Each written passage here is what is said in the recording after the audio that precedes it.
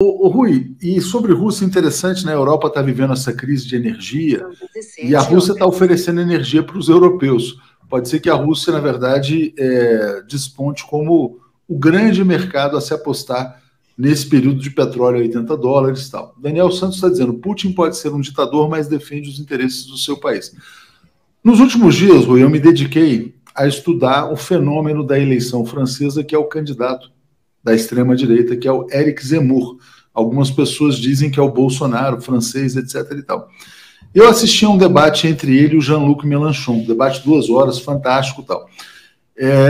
Os dois muito cultos, muito inteligentes, muito preparados, inegavelmente, um discurso político de alta qualidade. Curiosamente, os dois se colocam contra a OTAN, né? Então, os dois têm uma posição muito parecida, dizendo: não tem que existir OTAN, a França teria que ser independente, etc. e tal.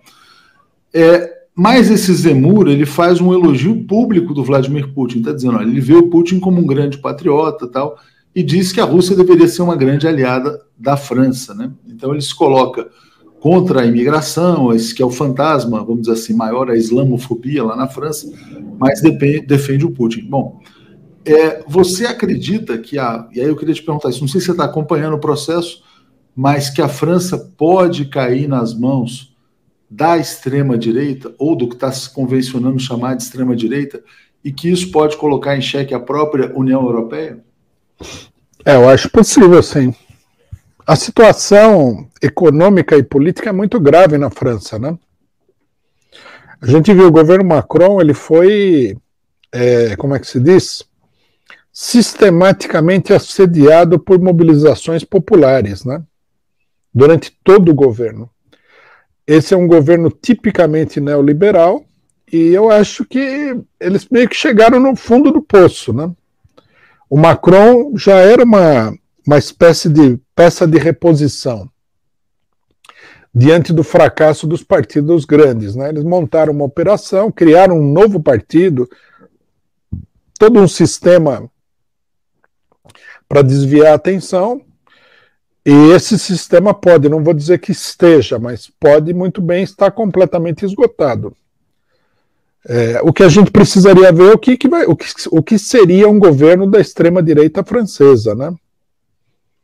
Porque a tradição da extrema-direita francesa é uma tradição muito direitista, né?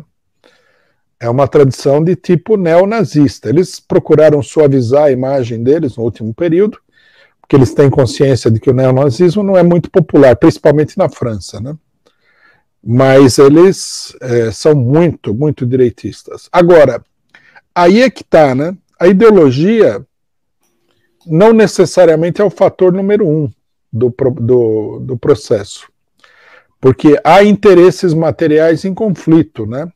Quer dizer, a extrema-direita atual, ela não aparece no cenário como sendo um instrumento direto do grande capital imperialista, como foi, por exemplo, o Mussolini, o Hitler. Ela é diferente, essa extrema-direita.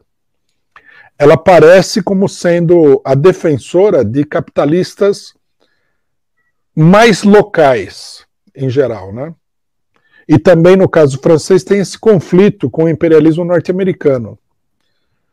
A oposição à OTAN é isso daí, né? Os franceses sempre tiveram um conflito muito grande com os norte-americanos.